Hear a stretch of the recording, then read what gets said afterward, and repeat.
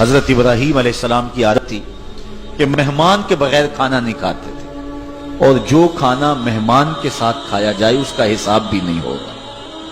ساری زندگی یہ ان کو معمول رہا ہے۔ ایک دن بھوک لگی، گھر والوں کو کھانا پکانے کا کہا اور خود مہمان ڈھونڈنے نکلے۔ ایک شخص کو جو کہ بوڑھا تھا لے آئے، دسترخوان پہ بٹھایا، کھانا جب لگ گیا اس کو کہا اللہ کا نام لے کے شروع کرو۔ اس نے کہا میں تو اللہ کو نہیں مانتا۔ آپ نے فرمایا کہ میں تیرے سے کوئی ربط، رشتہ اور تعلق نہیں رکھتا، اللہ ہی کے نام پہ تجھے کھلا رہا ہوں، تو میرے رب کا نام تجھے کم از کم لینا چاہیے۔ اس نے کہا میں تو بتوں کا پجاری ہوں اور روٹی کے چند ٹکڑوں کے لیے اپنے بتوں سے بے وفائی نہیں کر سکتا۔ حضرت ابراہیم علیہ السلام بولے جب تو اتنا غیرت مند ہے کہ میرے رب کا نام نہیں لیتا اور اپنے بتوں سے بے وفائی نہیں کر سکتا، تو پھر میرا بھی تو کیا لگتا ہے، اگر میرے رب کو نہیں مانتا تو میں تو کھانا اس رب کے نام پہ کھلاؤں گا، کھاتا ہے تو ٹھیک نہیں تو تیری مرضی۔ وہ حضرت ابراہیم علیہ السلام کے دسترخوان سے اٹھ کے چلتا بنا، وہ گیا تو جبریل امین حاضر ہو گئے، سلام دیا، سندیسہ سنایا۔ رب کہتا ہے اے میرے خلیل، تو نے میرا ایک بندہ ناراض کر دیا۔ یا اللہ، وہ تیرا بندہ تھا، وہ تو تیرا نام لینا گوارا نہیں کرتا تھا، اور تو فرما رہا ہے کہ وہ میرا بندہ تھا۔ ارشاد ہوا ابراہیم بتاؤ اس کی عمر کتنی ہوگی؟ یا اللہ 80 سال کے قریب ہو۔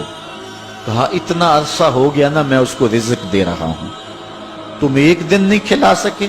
اب حضرت ابراہیم اس کو ڈھونڈ رہے ہیں، وہ دور پہاڑ پہ جا چکا ہے۔ اس کے قریب پہنچے، کہا میاں کھانا ٹھنڈا ہو رہا ہے جلدی آؤ۔ اس نے کہا ایک شرط ہے، تمہارے رب کا نام نہیں لوں گا۔ کہا نہ لینا آؤ۔ تو کہنے لگا لہجے میں اتنا گداز، اتنی نرمی کیسے آ گئی؟ تم تو کہتے تھے رب کے نام کے علاوہ کھلاؤں گا نہیں۔ کہا کہ اسی رب کا ہی تو پیغام آیا ہے کہ میں بھی اس کو دے رہا ہوں۔ اس نے کہا اگر تیرا رب اتنا اچھا ہے تو کھانا بعد میں کھائیں گے، پہلے اس کا غلام بنا لے مجھ کو۔ تو وہ رب ہے سب کا، ہمارا حق ہے کہ ہم اس کی پوجا کریں۔ تو اللہ تعالیٰ جل شانہ نے ارشاد فرمایا یا ایھا الناس اعبدوا ربکم، اپنے رب کی عبادت کرو۔ ایک تو وہ تمہارا رب ہے، اور پھر الذی خلقکم، اس نے تمہیں پیدا بھی کیا ہے۔ توجہ چاہوں گا کتنی شان ہے کہ اس نے تخلیق بھی کیا اور پھر اس نے تمہاری تربیت بھی کی۔ جو تخلیق بھی کرے اور تمہاری تربیت بھی کرے، کیا اس کا حق نہیں ہے کہ اس کے حضور سجدہ ریزیاں کی جائیں؟ ساری زندگی انسان ماں کی خدمت کرتا رہے تو بتاؤ ماں کی خدمتوں کا بدلہ دے سکتا ہے؟ ماں کے پیار کا صلہ دے سکتا ہے؟ تو انسان جتنی مرضی خدمت کر کے ماں باپ کو راضی کرنے کی کوشش کرے وہ تو راضی ہوتے ہیں، بلکہ نالائق اولاد کے لیے ماں باپ کی دعائیں اور زیادہ ہوتی ہیں۔ تو انسان ان کی خدمت کا حق نہیں دے سکتا۔ ماں باپ کے اتنے حق کیوں ہیں؟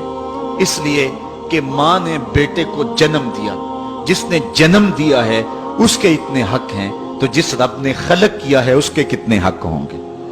جس نے تخلیق کیا ہے، دستے قدرت سے بنایا ہے، تو پھر اس کے کتنے حق ہوں گے؟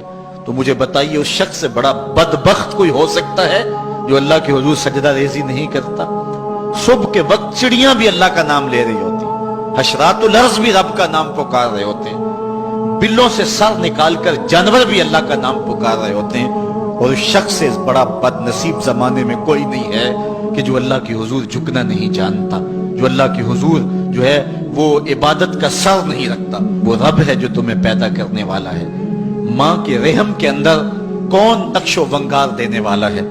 کس نے گوشت کے لوتھڑے کو بولنا سکھایا ہے؟ کس نے چشم خانوں کے اندر روشن چراغ رکھ دیے ہیں؟ اور کس نے سر کے اندر ایک نشیط اور روشن دماغ رکھ دیا ہے؟ کس نے ہاتھوں کو پکڑنے کی قوت دی اور کانوں کو شنوائی کی طاقت دی؟ اور کس نے جو ہے وہ سونگھنے کی قوت اور قوت شامہ ناک کے نتنوں کے اندر رکھ دی؟ کون ہے جو ٹانگوں میں زور پیدا کرتا ہے؟ کون ہے جس نے چھاتی کو طاقت دی؟ کون ہے جس نے انسانیت کو احسن تقویم بنایا؟ انسان، کیا تیرا حق ہے کہ مسجد کے قریب سے تو گزر جائے اور اللہ کا نمائندہ پکار رہا ہو حی علی الصلاۃ حی علی الفلاح، آجا نیکی کی طرف، آجا نماز کی طرف، اور تو جو ہے وہ اس کو سننے کے باوجود گزر جائے؟ ایسا ہو سکتا ہے کہ تو اس کے حضور آئے نہ، حاضر ہی نہ ہو؟ یہ بد نصیبی نہیں تو اور کیا ہے؟ اللہ تعالیٰ جل شانہ ہمیں اپنی عبادت کی توفیق نصیب فرمائے۔